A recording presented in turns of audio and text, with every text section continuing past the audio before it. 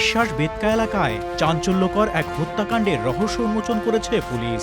টাকা ধার চেয়ে না পেয়ে ক্ষুব্ধ হয়ে এক গৃহবধূকে হত্যা করেন স্থানীয় একটি মসজিদের মুয়াজ্জিন মোহাম্মদ মোশাররফ হোসেন। হত্যার পর স্বর্ণালংকার ও নগদ টাকা লুট করে ঘটনাস্থলের আলামত নষ্ট করেন।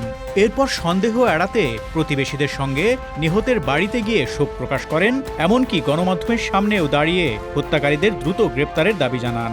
তবে ঘটনার মাত্র 16 ঘন্টার মধ্যেই পুলিশি তদন্তে বেরিয়ে আসে তিনিই ছিলেন সেই হত্যাকারী।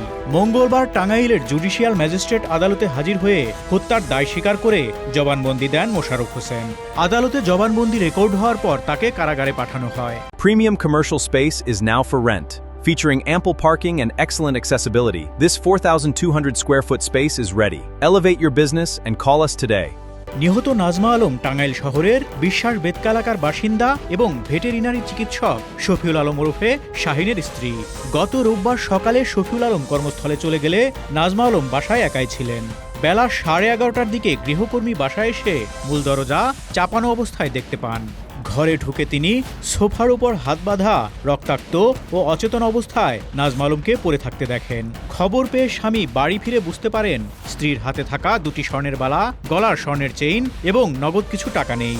একই সঙ্গে বাসার সিসিটিভির ডিভিআর খুলে নেওয়া হয়েছে এবং মনিটর ভেঙে ফেলা হয়েছে। খবর পেয়ে পুলিশ ঘটনাস্থলে তদন্ত শুরু করে। এ সময় স্থানীয়দের সঙ্গে ঘটনাস্থলে উপস্থিত হন পাশের মসজিদের মুয়াজ্জিন মোশাররফ হোসেনও। তিনি গণমাধ্যমের সামনে দাঁড়িয়ে হত্যাকারীদের দ্রুত শনাক্ত করে আইনের আওতায় আনার দাবি জানান।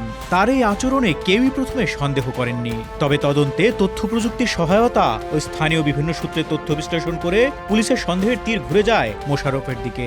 সোমবার তাকে আটক করে জিজ্ঞাসাবাদ করা হলে এক পর্যায়ে তিনি হত্যাকাণ্ডের বিস্তারিত বর্ণনা দেন। পুলিশকে দেয়া জবানবন্দিতে মোশাররফ জানান, ঘটনার দিন সকালে তিনি নাজমা আলমের কাছে টাকা ধার চাইতে যান। নাজমা টাকা দিতে অস্বীকৃতি জানালে তার হাতে ও গলায় থাকা স্বর্ণালংকার দেখে লোভ জাগে। কিছুক্ষণ কথা বলার পর চা পান করেন। পরে হাত ধোয়ার অজুহাতে বেসিনের কাছে গিয়ে একটি হাতুড়ি নেন এবং নাজমা আলমের মাথায় আঘাত করেন। তিনি অজ্ঞান হয়ে পড়লে হাতে থাকা দুটি স্বর্ণের বালা, গলার স্বর্ণের চেইন এবং প্রায় 30,000 টাকা নিয়ে নেন। এরপর নাজমা আলমের গোঙানির শব্দ শুনে ধরা পড়ে যাওয়ার আশঙ্কায় তার হাত গামছা দিয়ে বেঁধে গলায় রশি পেঁচিয়ে শ্বাসরোধ করেন বলে স্বীকার করেন মোশাররফ। হত্যার পর নিজের অপরাধের প্রমাণ মুছে ফেলতে বাসার সিসিটিভির ডিভিআর খুলে নিয়ে যান এবং মনিটর ভেঙে ফেলেন। পরে সেগুলো এলাকার একটি নালায় ফেলে দেন। মসজিদে ফিরে রক্তমাখা পোশাক ধুয়ে ফেলেন। সবকিছু শেষ করে আবার ঘটনাস্থলে ফিরে এসে অন্যদের সঙ্গে উদ্বেগ প্রকাশ করেন এবং সাংবাদিকদের সামনেও বক্তব্য দেন, যাতে কেউ তার উপর সন্দেহ না করে। জীবন অবাক না করলে কে করবে? 28% মিল্ক ফ্যাটের অবাক করার সাথে ফ্রেশ মিল্ক পাউডার। জীবন অবাক করুক প্রতিদিন। তদন্তের অংশ হিসেবে পুলিশ শহরের থানাপাড়া এলাকা থেকে স্বর্ণ ব্যবসায়ী সন্তোষ কর্মকারকেও গ্রেপ্তার করেছে। অভিযোগ রয়েছে মোশাররফ তার কাছে লুট করা স্বর্ণালংকার বিক্রি করেছিলেন। পরে ওই ব্যবসায়ীর কাছ থেকে স্বর্ণালংকার উদ্ধার করা হয়। এছাড়া মসজিদে মোশাররফের কক্ষের বালিশের নিচ থেকে 26,320 টাকা এবং হত্যাকাণ্ডের সময় ব্যবহৃত বলে ধারণা করা পায়জামা পাঞ্জাবিও জব্দ করেছে পুলিশ।